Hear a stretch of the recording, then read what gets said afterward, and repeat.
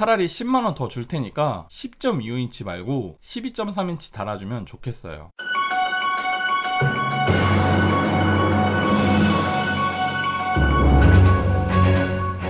안녕하세요. 가격표 번역기 차파고입니다. 오늘 제가 번역해드릴 자동차는 올 뉴 니로입니다. 1부에서는 등급별 장단점에 대해 설명드리겠습니다. 트렌디 등급입니다. 2660만원이고요. 장점 먼저 설명드리겠습니다. 스마트 스트림 1.6 하이브리드 엔진이 적용됩니다. 파워트레인은 개선했다고 하지만 출력상으로는 이전 모델과 동일합니다. 그럼 도대체 어느 부분에서 개선된 거냐고요? 바로 연비입니다. 차가 더 커졌음에도 불구하고 복합 연비가 19.5km/L에서 20.8km/L로 늘어났습니다. 변속기도 이전과 동일한 하이브리드 전용 6단 듀얼 클러치 변속기입니다. 듀얼 클러치가 저속 울컥거림 때문에 호불호가 갈리는데 니로 하이브리드는 저속에선 모터가 부드럽게 움직여 코나나 셀토스 같이 울컥거리는 경우가 적습니다. 니로의 특 장점 중 하나인 후륜 멀티링크 서스펜션은 여전히 그대로 장착되어 있고요. 전방 충돌 방지 보조가 업그레이드되어 자전거 탑승자까지 인식합니다. 그리고 차로 이탈 방지 보조, 차로 유지 보조 같은 지능형 보조 주행 장치 기본 적용됩니다.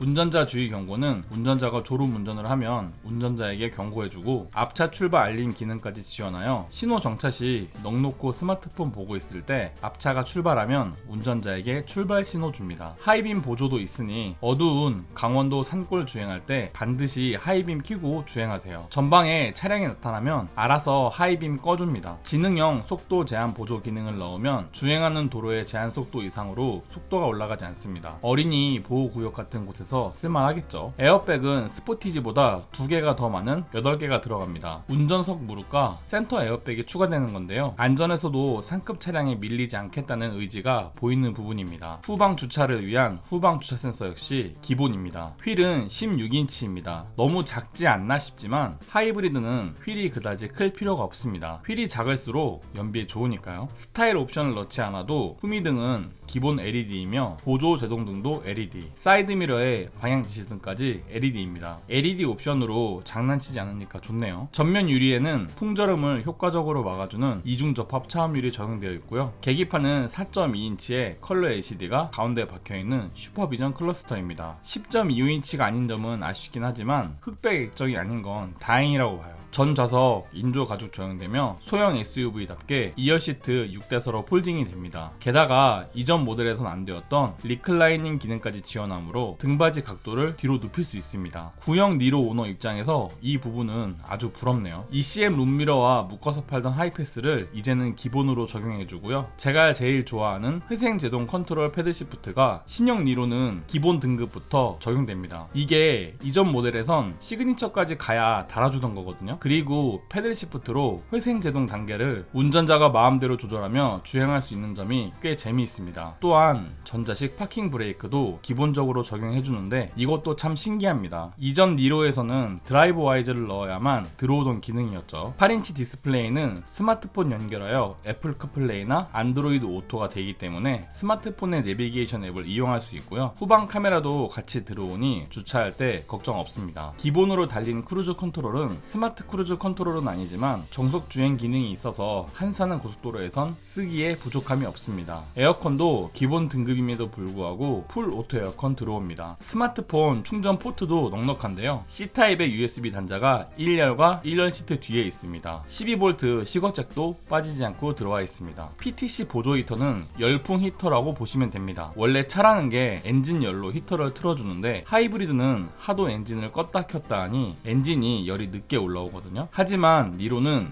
PTC 히터가 있으니 이 히터로 따뜻한 바람이 나오게 됩니다. 마지막으로 EV6와 K8, 스포티지에서 선보였던 인포테인먼트 공조 전환 조작계가 적용됩니다. 이게 확실히 보기엔 깔끔하긴 해요. 그런데 실사용 시 편한지는 살짝 의문이긴 합니다. 왜냐하면 이게 쓰다 보면 볼륨을 올려야 하는데 온도가 올라가고 풍량을 조절해야 하는데 다음 곡 막 넘어가고 그러거든요. 트렌디 등급 단점입니다. 트렌디는 원터치 업다운 윈도우 도어가 운전석 유리에만 적용됩니다. K5 때는 전자석 오토 업다운 잘 넣어주더니 니로에서는 또 이렇게 원가 절감을 하네요. 헤드램프도 프로젝션 헤드램프입니다. LED가 아닌지라 빛의 색이 노란색이에요. 요즘 차들 다 하얀색인데 나만 노란색이면 좀 가오가 떨어지긴 하겠죠. 자동차 키도 스마트 키가 아닙니다. 그래서 키 꽂아서 시동 걸어야 합니다. 이 외에도 가죽 열선 스티어링이나 1열 열선 시트가 없긴 한데 뭐 이런 건 컨비니언스 옵션 추가하면 되니까 참아줄만 하죠. 하지만 돈 주고도 추가할 수 없는 몇 가지 옵션들 때문에 살짝 기분이 상하는데요. 대표적인 거 몇 가지만 알아보자면 일단 썬루프 추가 안 됩니다. 헤드업 디스플레이도 추가 안 되고요. 10.25인치의 LCD 계기판도 추가할 수 없습니다. 그리고 앰비언트 무드 램프 이것도 역시 안 됩니다. 그런데 뭐 이런 것들이야 반드시 있어야 하는 뭐 필요한 옵션은 아니니까 괜찮은데 문제는 1열 통풍 시트 추가 불가능해서 여름에 땀에 젖을 예정이고요. 2열 열선 시트 추가 불가능하기 때문에 뒷좌석 아이들 오들오들 추울 예정입니다. 게다가 2열에는 에어벤트가 없으니 여름엔 또 덥겠죠. 프레스티지 등급입니다. 프레스티지는 트렌디보다 235만원 더 비싼 2895만원인데요. 트렌디의 컨비니언스 그리고 프레스티지만의 옵션 180만원어치가 추가되면 바로 이 2895만원이 되는 겁니다. 그렇다면 우리는 컨비니언스 옵션의 구성과 추가 180만원에 대해 알아보면 되겠죠. 일단 55만원의 컨비니언스 옵션 구성을 보면 원격 시동이 가능한 버튼 시동 스마트 키와 차에 가까이 가면 도어 손잡이에 불이 들어오는 조명이 추가됩니다. 그리고 추운 겨울에 필수인 열선 시트와 열선 스티어링이 같이 들어와 줍니다. 여기까지 55만원어치의 컨비니언스 구성이고요. 지금부터 설명해 드릴 건 트렌디에선 추가할 수 없었던 프레스티지만의 180만원어치 옵션입니다. 1열 도어 유리에는 이중 접합 차음 유리가 추가됩니다. 참고로 스포티지도 전면 유리만 이중 접합이지 1열 도어 유리까지는 이중 접합 안 넣어주거든요. 그런데 니로는 방음을 위해서인지 제대로 칼을 갈았습니다. 실내에는 앰비언트 라이트가 적용되며 운전석 전동 시트 같이 적용됩니다. 여름철 땀에 절어버릴 엉덩이와 등을 말리기 위해 1열엔 통풍 시트도 추가됩니다. 그리고 뒷좌석 가족을 위해 2열 열선 시트, 2열 에어벤트까지 들어오니 패밀리카로 타려면 최소 프레스티지까진 와야겠죠. 그리고 있으면 편한 스마트폰 무선 충전 시스템까지 이 프레스티지의 특화 옵션이라고 보시면 됩니다. 이렇게 보니까 트렌디에서 프레스티지 좀 넘어올만 한 것 같긴 하죠. 하지만 프레스티지의 단점을 보자면 일단 썬루프는 여전히 추가가 불가능합니다. 썬루프 넣고 싶은 분이라면 무조건 시그니처까지 올라가셔야 돼요. 그리고 광고에서 보던 멋진 C필러의 컬러 가니쉬도 프레스티지에선 추가 불가능합니다. 또한 다이얼식 변속기 이것도 프레스티지에선 옵션으로도 넣을 수가 없어요. 뭐 오히려 좋은 거 아니냐고요? 글쎄요, 저는 이 다이얼 변속기가 더 편하다고 생각하거든요. 그런데 이건 뭐 사람마다 호불호가 있으니까 넘어가겠습니다. 시그니처 등급입니다. 시그니처의 가격은 프레스티지보다 411만원 비싼 3,306만원인데요. 프레스티지의 드라이브 와이즈, 스타일, 내비게이션, 그리고 노블레스만의 옵션 131만원어치가 추가되면 바로 시그니처가 되는 겁니다. 그렇다면 우리는 이 옵션 구성을 한번 알아봐야겠죠. 일단 95만원짜리 드라이브 와이즈에는 전방 충돌 방지 보조가 교차로에서 갑자기 튀어나오는 차량까지 반응하여 긴급 제동하도록 향상됩니다. 스마트 크루즈 컨트롤은 크루즈 컨트롤 사용 시 전방 차량과의 거리를 일정하게 두고 주행하게 해주고요. 내비게이션과 연동하여 과속 단속 카메라가 나타나면 그것에 맞게 자동으로 감속까지 합니다. 사각지대 경고장치도 추가되면서 차선 변경 시 사각지대에 차가 있으면 충돌하지 않도록 스티어링을 꺾어주고요. 후방 출차 시 좌우측에서 차가 다가오면 충돌하지 않도록 알아서 브레이크 밟습니다. 또한 차에서 내릴 때 후측방에서 차가 다가오면 문이 열리지 않도록 자동으로 문을 잠가버립니다. 스포티지는 안전하차 경고만 하던 걸 생각하면 니로는 업그레이드가 많이 돼서 나오는 거죠. 차일드락도 스포티지는 기계식이라 아빠가 뒷좌석 문 열어서 잠가야 하는데 니로는 전자식이기 때문에 운전석에서 바로 컨트롤 가능합니다. 여기까지가 95만원어치의 드라이브 와이즈고요. 100만원어치의 스타일에는 16인치의 휠이 18인치로 바뀌면서 타이어도 콘티넨탈로 바뀝니다. 헤드램프도 일반 램프보다 확실히 밝은 LED 헤드램프로 바뀌고요. 전후면 방향 지시등이 전부 LED로 바뀌는데 원래 기아가 전면은 몰라도 후면 방향 지시등까지는 LED 잘 안 넣어주거든요. 그런데 이번에는 과감하게 후면까지 LED로 넣어줍니다. 여기까지가 이제 100만원어치의 스타일 옵션입니다. 85만원의 내비게이션은 가운데 디스플레이가 8인치에서 10.25인치로 바뀌면서 정품 내비게이션이 장착됩니다. 또한 기아 커넥트 기능을 이용하여 원격 시동 시동도 걸 수 있는데요. 미리 목적지를 보내놓는 등 여러가지 기능을 사용할 수 있어서 저는 꽤 잘 이용하고 있습니다. 출고 후 5년 동안은 무료로 사용이 가능하며 5년이 지난 후에는 1년씩 약정 걸면 월 5,500원에 사용할 수 있습니다. 그리고 이제부터 설명드리는 부분은 131만원어치의 시그니처 특화 옵션입니다. 스마트 키를 이용하여 원격으로 차량을 움직일 수 있는 원격 스마트 주차 보조가 적용되는데요. 이거는 좁은 주차장에서 사용하면 좋겠죠. 좁은 골목길이나 주차할 때 안전하게 운행할 수 있도록 전방 주차 센서도 시그니처만의 옵션입니다. 브레이크 페달과 악셀 페달 그리고 풋레스트에는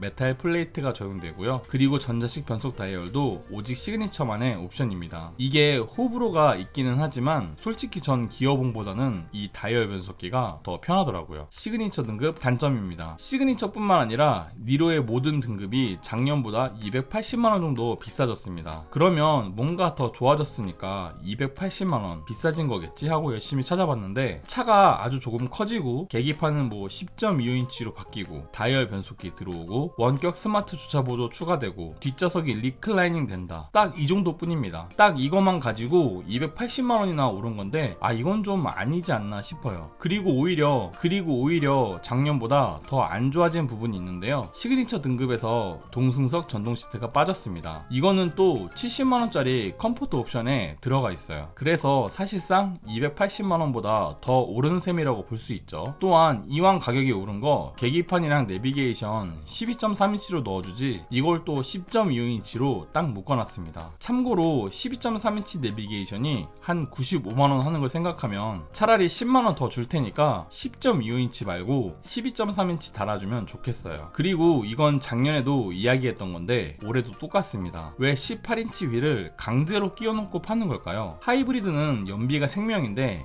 16인치에서 18인치로 강제로 업그레이드 해버리면 뽀대야 뭐 좀 챙겼을지언정 연비는 생각보다 많이 포기해야 합니다. 어차피 니로는 겉멋으로 타는 게 아니니까 제발 이 18인치 휠은 그냥 좀 옵션으로 빼줬으면 좋겠어요. 마지막으로 넣을 거 다 넣어주면서 왜 서라운드 뷰는 추가 안 해주는 걸까요? 스포티지나 니로나 크기가 뭐 거기서 거기인데 이상한 걸로 급 나누기 하는 것 같아서 좀 기분이 상합니다. 이로써 등급별 장단점에 대한 설명은 끝났고요. 2부에서는 차파오가 제안하는 최상의 가성비 조합에 대해 설명드리겠습니다. 도움이 되었다면 구독과 좋아요, 도움이 되지 않았다면 싫어요를 꼭 눌러주세요. 감사합니다.